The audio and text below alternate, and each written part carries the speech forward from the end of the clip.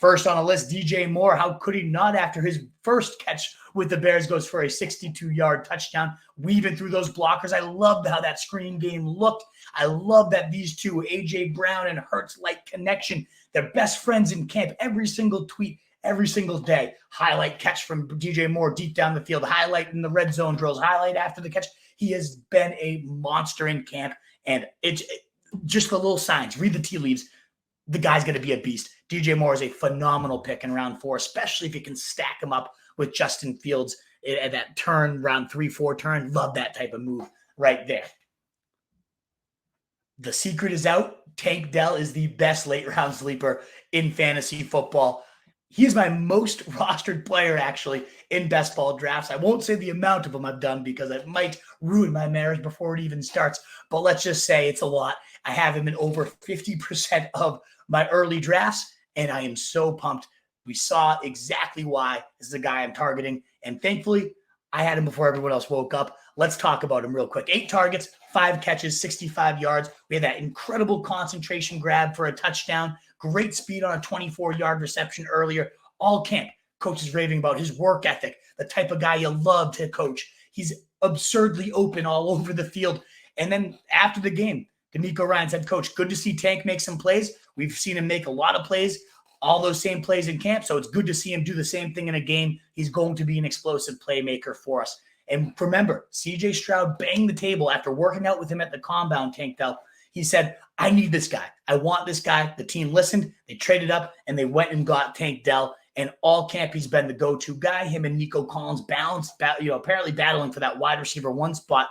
He didn't play Nico Collins, so who knows exactly what it will look like when everybody's on the field. Robert Woods also sat, but Dell made some significant plays. He was wide open. I'm a Pats fan. I was watching. He was open all night. He should have had more yards and more touchdowns, given that way he was carving up our defense. So I love the fact that I'm over 50% rostered right now on this guy. You've already seen his price jump 2+ rounds on best ball draft, so maybe my ownership will cool down just a little bit. But, man, I'm glad I was buying while he was free. The best last-round pick you can make right now, Tank Dell, and a keeper guy that I'd be very, very intrigued to see how he continues to grow with his quarterback. Jahan Dotson, I absolutely love this kid. 2 for 30 with a touchdown on only 1 drive with Sam Howell. All camp, the reports were Howell and Dotson developed a strong chemistry together. The two connected several times at the start of practice, with one of the more impressive reps being a throw and catch where Dotson found a soft spot and knifed through 3 defenders. That's exactly what we saw. Found a soft spot in the zone, made a nice over-the-shoulder catch, and a knife through after the catch to find his way into the end zone, breaking some tackles. Also, he played all the 2 wide receiver sets in that first preseason action. Curtis Samuel only coming in for 11 personnel. That was the reverse last year, where Dotson would only come in on 3 receiver sets. So an every down role for an ascending player. Plus, he has that it factor. This is one of my favorite stories that I think I've ever read. Anonymous Browns player on Dotson. He walked in our locker room, walks right by me. And I'm like, what the hell is this guy coming in our locker room for? He walks by me, taps Martin Emerson on the leg, the guy he's going to be matched up with, and says, lace him up. It's going to be a long fucking game. And he goes and toasts the guy for a touchdown. You love to see that type of moxie from your players, certainly when they back it up like he did in that early preseason action. He's got that factor. I think he could even beat out Terry McLaurin and be the wide receiver 1 here. Getting him in round 7, steal. Love me some Jahan Dotson. I also really like Romeo Doubs. I talked about Tank Dell, my number 1 rostered player so far. Right behind him is Romeo Doubs. Been sniping him in round 11, 12 throughout these preseason drafts. He's climbing up. 2 catches, 21 yards, and a touchdown. Lit up the preseason last year, lighting up even further this year. And now he doesn't have to compete with Allen Lazard. He's the clear-cut, him and Christian Watson, the 2 wide receivers in every 2 receiver sets. Jaden Reed locking down that 3rd role. He's also a nice riser here as a rookie. They're not making him earn it. I mean, he earned it because he's just so damn good, so much better than what they have. But Romeo Doubs, the highlight here. Beat suggesting he might actually be the number 1 most targeted guy right now in camp by Jordan Love. And yeah, I'd take Christian Watson first. I would. But you look at him going around 4, Romeo Doubs going around 11, and the fact that they might be significantly closer in terms of their overall production, that's why I have a significantly more amount of Romeo Doubs with that discount here. They're getting praise from the coach and from beat writers, the violence in his routes. Coach saying it reminds him of a former Packer great in Devontae Adams. You love to see that. So one of my top owned guys, feeling pretty good about that now. Ultimately, also want to talk about Courtland Sutton. Praised all camp, being slimmed down, getting all the most targets in that Michael Thomas X role throughout camp. First preseason game, he looks the part, moving significantly better than we've seen in recent years, and draws 5 targets through that first quarter and a half or so of action, catches 3 of them for 35 yards. So yes, Judy shook free for that touchdown, and he looks solid too.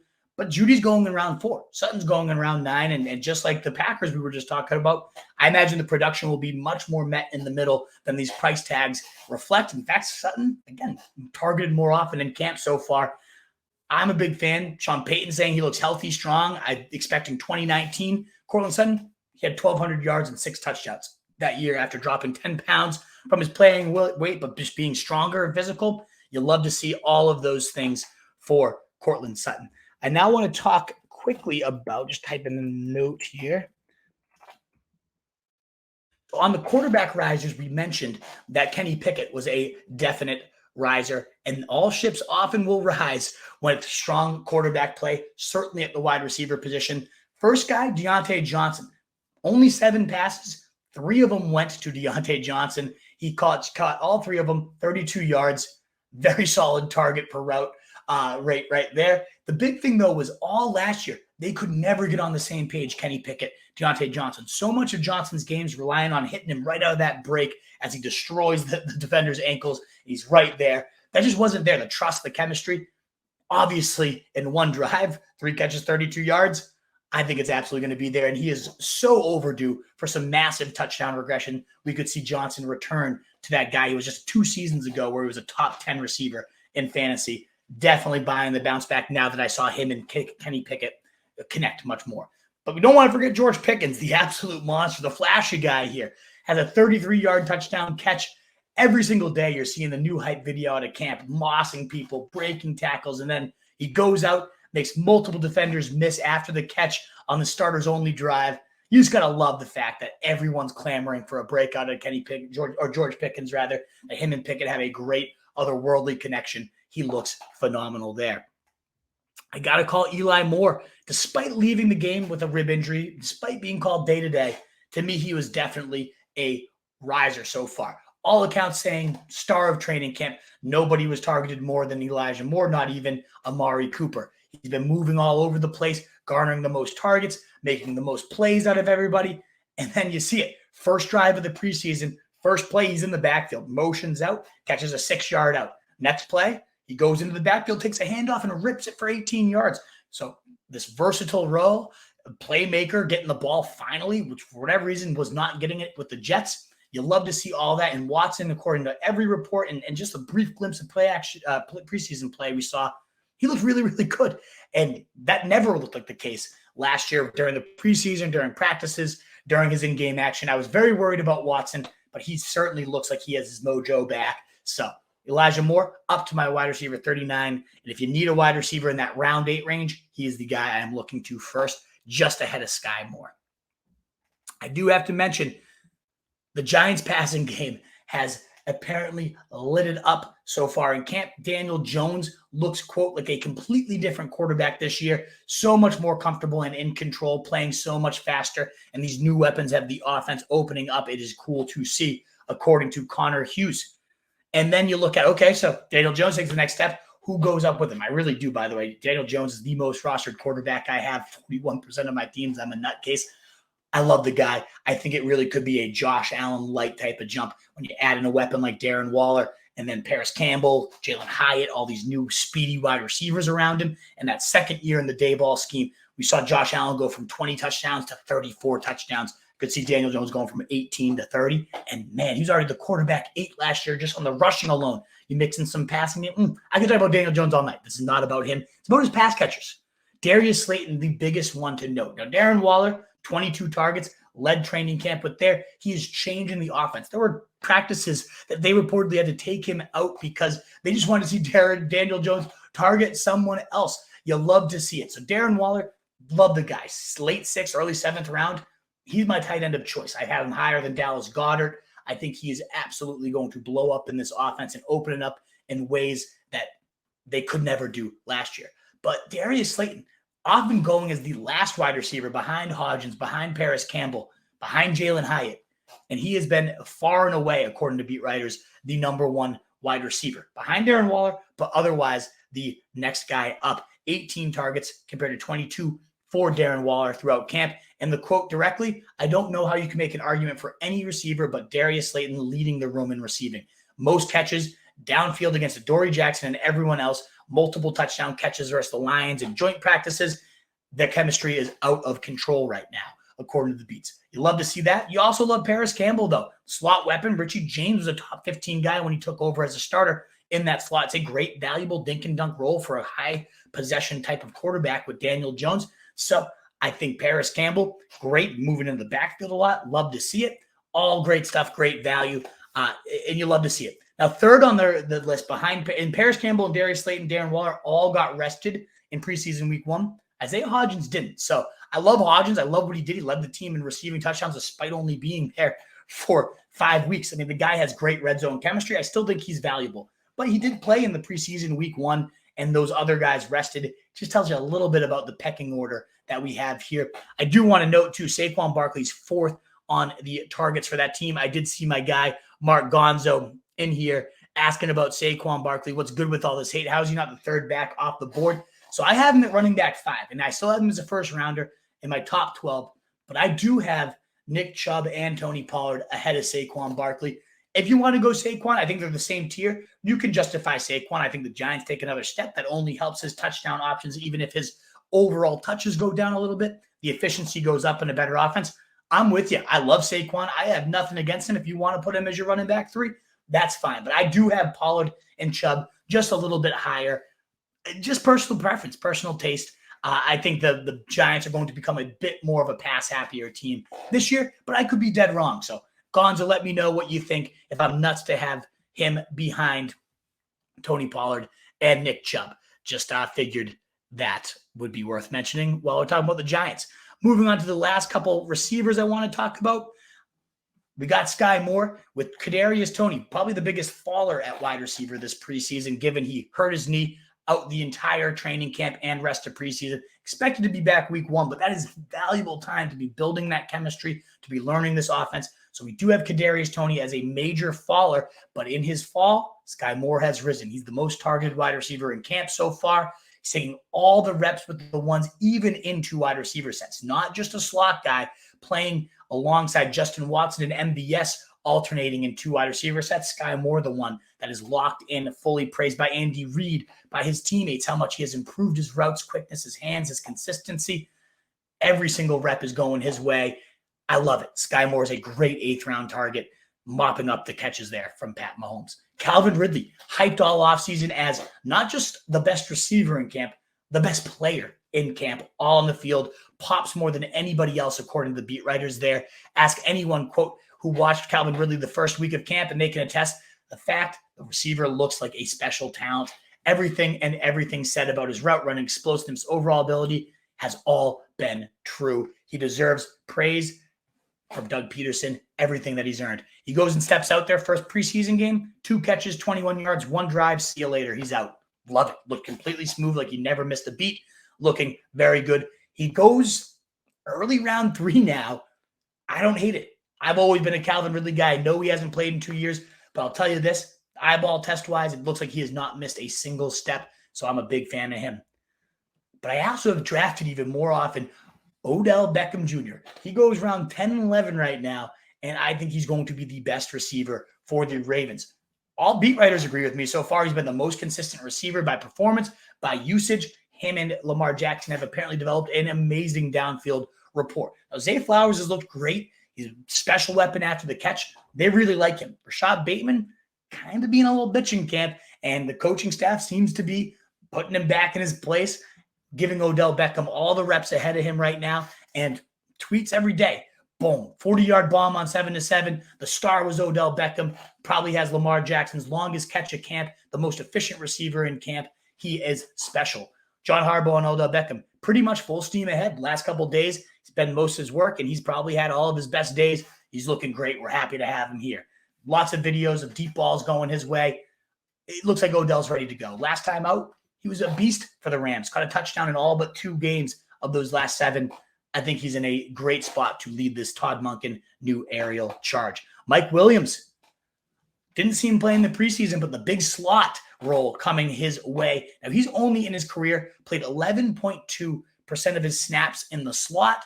But when he's been in there, he's produced 16 catches, 261 yards, and a touchdown, averaging a whopping 12 average depth of target. So he gets in there, mismatched. They send him streaking down the field, and he performs big. It sounds like they're moving him a lot more into the slot, into Kellen Moore, to exploit those matchups, kind of that positionless football, get Keenan Allen outside a little bit more. That is great news for Big Mike. He's been pretty inconsistent, but you add that type of element to his game, and he could really steady out those big blowups with some nice high floor days too. Love to see it for him. Just want to mention Brandon Aiyuk. Anytime he gets praised, I love it because I love Brandon Aiyuk. He's the routine mention as the MVP of camp.